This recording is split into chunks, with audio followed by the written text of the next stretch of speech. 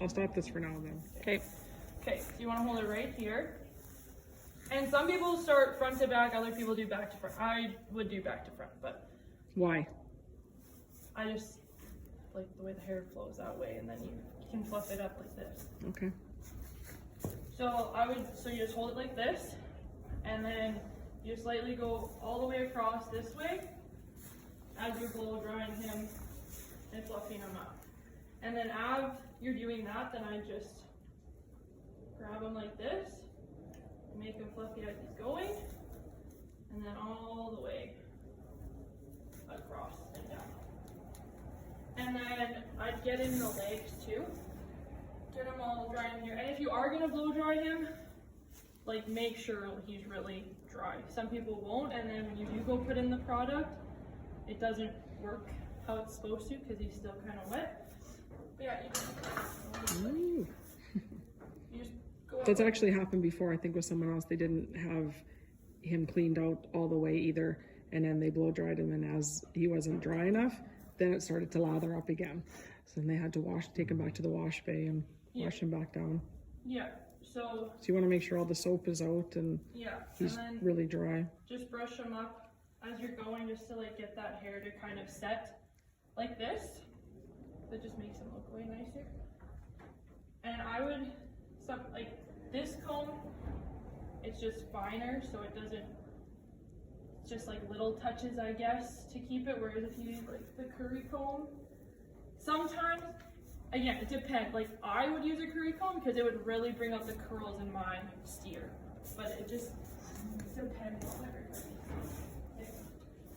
But for the most part, that just works good when you do have a blow dryer, because again, I didn't have one, so I couldn't do that. But then yeah, this, sometimes you can brush them up like this, and then it can just fluff them up. And you want to always brush up and forward, and not, just to keep them up, because if you go like this, just gonna flatten them out. But some steers also, it doesn't matter what you do, they're gonna be straight haired the whole time. You could do anything. So yeah, like this one? He's straight. Yeah. Yeah. So, and like sometimes you can try everything and put in every product, like moves or anything, and it just doesn't matter. They're gonna be straight. And that's fine. It just, when they're fluffy, it just makes them look fuller, especially in like areas in here and stuff like that. So yeah, always up and forward towards the shoulder, just like that. And you want to try and like get the whole animal as much as you can to get them up, but yeah, there's that. What else are you want to talk about? I don't know. I guess other than like before you do all the brushing and combing, you just want to make sure underneath it's got all the tags, everything cut off or cleaned off, and which you would have done. Your animal's super clean. We've had some years where our underneath we have tons of those tags, and sometimes you can brush them out, but they don't always like it, so then we just cut them out with scissors. And then maybe trim them underneath a little bit to make it nice and even. Then this is just some stuff that when I would groom it for, I said I would use. So we would use a mousse. So it's just a white foam spray, and you just put that on to the animal and then brush it into him, and it can make him look curlier. Like you could try with an animal like him, but it like I said, it might not work, but you can try. And then Jason and I guess Jackson now too, but then we would always put on a final bloom. So it was like right at the very end, everything would be set. You'd be ready for your animal to go out into the ring, and you just put some of this on, and it just like kind of gives them like a little bit of a shine. I don't know if it will in here because he's kind of dirty, but I'll just spray it. And watch, I had an animal hated anything in a can like this, like just. Yeah, I had it to be, but yeah. I don't know.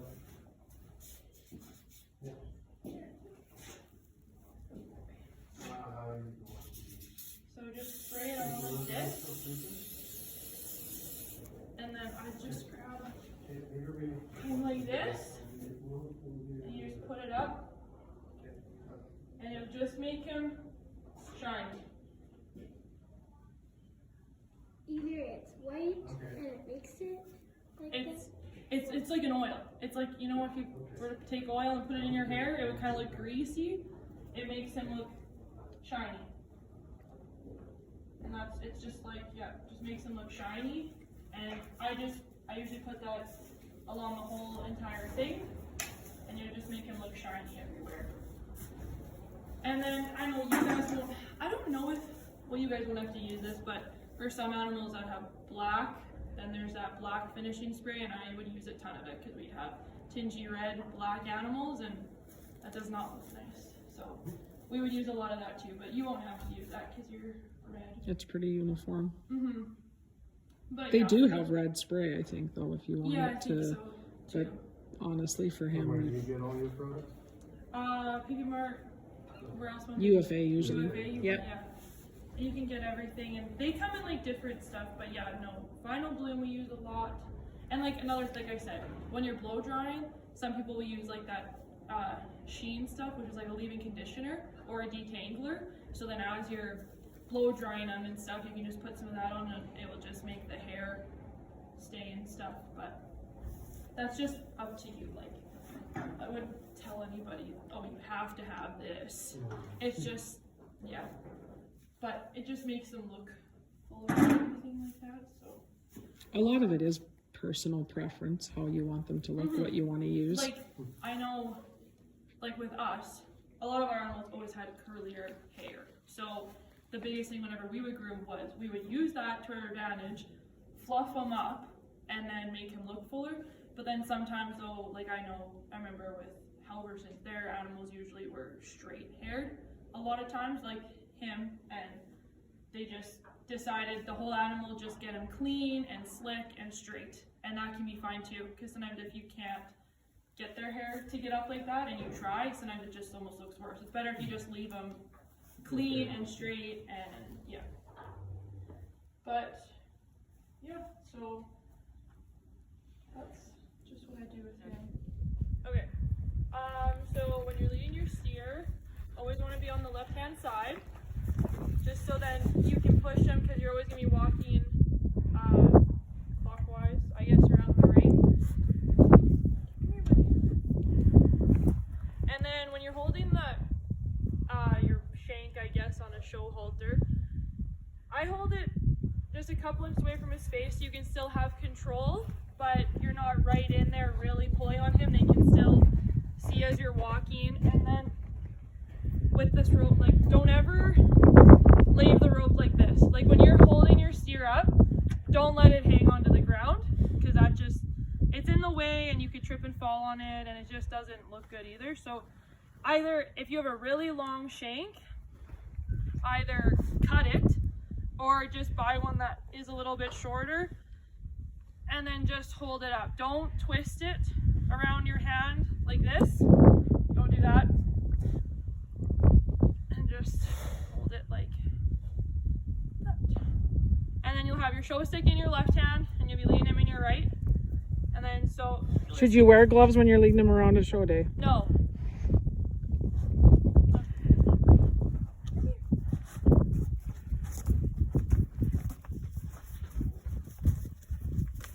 So you'll just walk around leading him nice and easy. And then when you're stopped, you want to try and stop on level ground.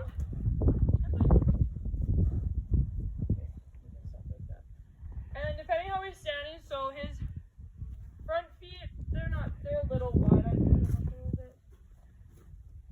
So then you're going to switch. Put your shank into your right, like this. And take your show stick and just rub him a little bit on the tummy.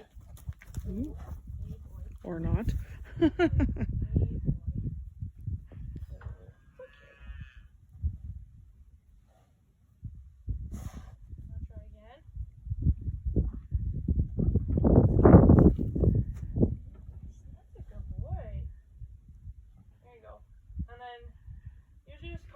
A little bit, gets him ready. Don't saw him apart, and really just slightly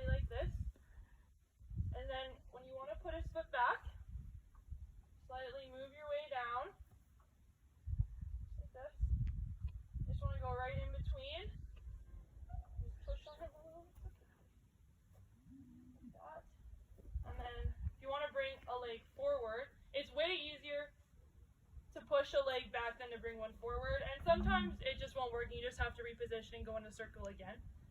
So you just go underneath, do claw.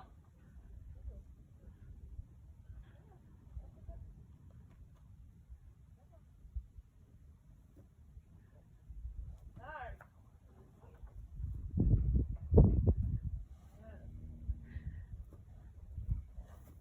Yeah. So yeah, if he if he's not standing right, then just put him in a circle again. And like I said, always go around. Come on.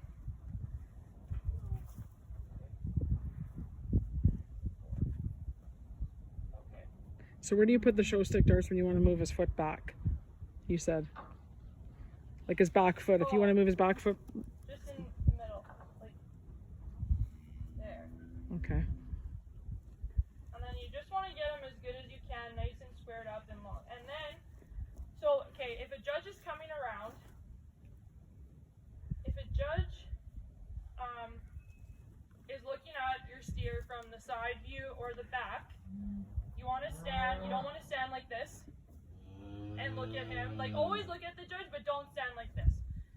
If he's at this side, you want to stand just ahead or parallel with your steer's head. So he has a nice full view of the body and at the back. If he's coming from the front, then just switch over and just kind of stand away. So you're just out of the picture of where your animal is. And then sometimes, what was I going to say? With your comb, you always want to have this in your, well, I always put it in my right pocket, with the teeth against your bum. And then sometimes the judge will just come up and feel, see if he's finished good or not. So they'll just end up going in like this and making marks and really feeling him. When that happens and then he messes it up, just take your comb, just go along them, and just fluff it back up a little bit, just like that, just to make it look nice again. And then just put it right back, and then just keep your eye on the judge. And So when you come out into the ring, you should have that finishing comb in your back pocket, right? Yeah. Okay. And then, okay, so then if a judge calls you up, so let's just, so, I don't know, say he puts you like third.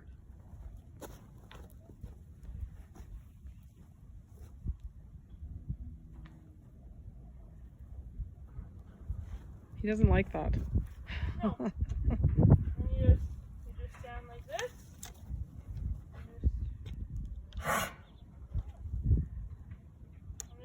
Yeah.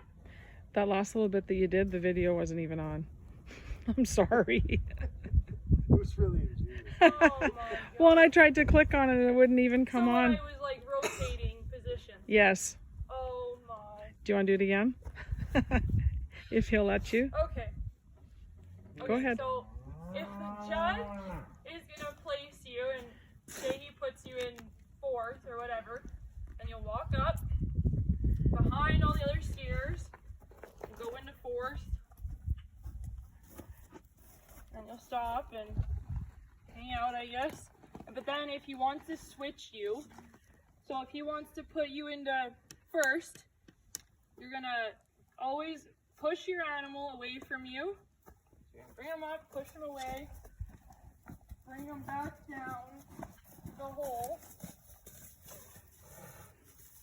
and come back around the back of all the other steers, and go back into first. And then if you're switching with someone beside you, so if I was in, like Maddie was in fourth and I was in fifth, because I'm the lower, like we'd be switching, so I'd be going into fourth and she'd be going into fifth, then I would move first. So again, you'd go up, go back down into your hole, come back around the back of the steer and go into where Maddie was into fourth, and then she would take my spot and come back up. That way then you're not in the way of any of like what the buyers can see, and you're not really disrupting and walking in front of all the other animals either. You're coming back around and in behind. And yeah. I've never been to the auction, so what, like when like they're selling the cows, it'll be like two people are trying to get the higher bid or something? Is that you just are out there with your cat? Yeah. When you're, if you were gonna be going to show and sale and you'd be selling it, you would just walk out on your own, and you just stand there like, so like for us, so yeah, you just walk out like this, and you'd just be holding them like this, and then all the other buyers would be there, and you're just basically trying to keep them as calm as you can and as still, just so they can all watch. And sometimes you'll have to bring them around in a circle or whatever. Sometimes they get a little excited when the auctioneer starts his thing. Yes. And sometimes it's actually good sometimes if they walk, just because then you can see the whole animal, because you don't always like to just watch. But for the most part, try to be able to look as much as you can. But yeah, when I was doing the lining up, that's when you're placing for your category. So that would be like you'd be in the ring with your junior. Yeah, so you'd be in the ring with all the juniors, and then he'd point at you or something, or just tell you to come up, or a ringman in there would tell you to go up, and then he'd place you where he wants you to be, for the most part. Right. Because honestly, I want to come to the sales, but it's always on school days, so. Yeah. Well, now you will be there when we actually have them. Yes.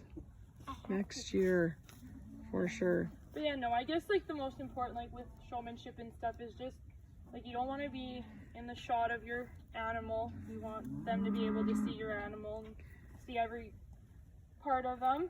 So that's why I just said depending on the angle where he's looking. And another important thing with showmanship is knowing information about your steer. So normally they're gonna come up and they might ask you like, what was your rated gain? And you don't want to be there like, oh, I don't know, you have to ask my dad. You want to be able to tell them like, oh, it was 2.1 pound or whatever, or 3 pounds or whatever. And same with like the finishing weight. They want to sometimes know what your starting weight was and your finishing weight. And I have not any of that remembered. Wouldn't take you long to memorize. No, they're not gonna ask you like super, I don't know, difficult questions. Just usually questions like that they'll ask, and then if you know it, that just shows that you definitely just remembered or you've been paying attention. And so they will ask sometimes stuff like that. And just always keep your eye on the judge, because if they're looking at you and you're off waving at grandma. Yeah, you just want, you want to keep, yes, kind of like when you're playing basketball, you got to keep your eye on the ball and your eye on your opponent. This, you want to keep your eye on the judge and your eye on your steer. Make sure he doesn't do anything. Peripheral vision. Yeah. Yeah, but no, he walks pretty good, so he would be so easy to lead in. Yeah, if he was following animals, yeah, he'd be really good. Well, we started really early. Yeah, like how I'm holding him right now, this is a little too far away. Like I wouldn't hold him like this. Like hold here. And keep his head up. And if your shank is short enough, don't even keep the rope in this hand. Like I just hold him up like this. Or if you're keeping him calm, just hold him like this. Keep him nice and... You want your hand up. Yep. But you don't want your shank dragging if it's too long. Right. So, like with this, if it was right where that loop is, if it was like that length, that'd be perfect. Right where that is. That'd be a perfect length. Keep him up high. Keep him calm. And show his whole body. And he's standing pretty good now, eh? Yeah. Stand about parallel to his head. And if the judge comes to the front look, then just step away a little bit. And that time, then you can switch back and you can hold him like this. So kind of like a horse. When you're showing a horse, because we learned very similar concept. Very similar? With Tammy, and I'm like, this is almost repeat from what she said. Right. Well, there you go. You'll already be an expert at it, Maddie. Horses are a lot easier to get the feet squared up, though, because you don't have to touch their feet. Well, I guess if anybody else has any questions, they'll have to contact me or Darcy. Anything else you want to say, Darcy? I don't think so. I can't think of anything else Okay. I should say. So, thanks for watching. Hope you learned something. See you later.